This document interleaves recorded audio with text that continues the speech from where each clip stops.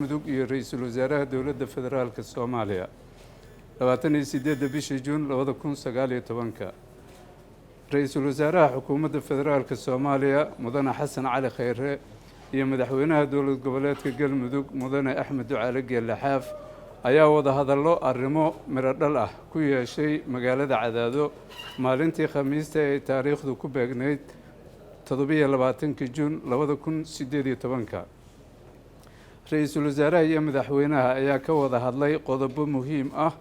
oo la xiriira arrimaha dib u heshiisiinta doorashooyinka Galmudug iyo sidii loo dhameyn lahaa kala aragti duwanaanshaha dowladda federaalka iyo dowlad goboleedka Galmudug falaqeyn iyo wada tashi dheer kadib waxaa la isla meel dhigay qodobada hoos ku xusan kow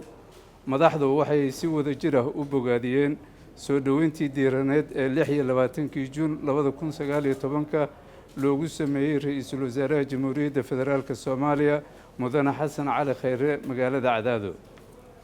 labo madaxweyne Xaaf iyo ra'iisul wasaare Khayre waxay isla garteen in la dejiyo geedi socodka iyo hanaanka dib u heshiisiinta iyo doorashooyinka si loo helo Galmudug midaysan saddex in dowlad goboleedka Galmudug ay qaadato kaalinteeda kaga aadan arrimaha dib u heshiisiinta iyo doorashooyinka iyada oo kaashanaysa wasaaradda arrimaha gudaha federaalka iyo dib u heshiisiinta ee xukuumadda federaalka Soomaaliya number 4 si ay u noqoto caasimad loo dhan yahay oo leh maqaamkeeda waa in ay hay'adaha amniga ee dowladda federaalka Soomaaliya iyo kuwa dowlad goboleedka Galmudug ay si buuxda uga howlgalaan magaalada Dhuusamareeb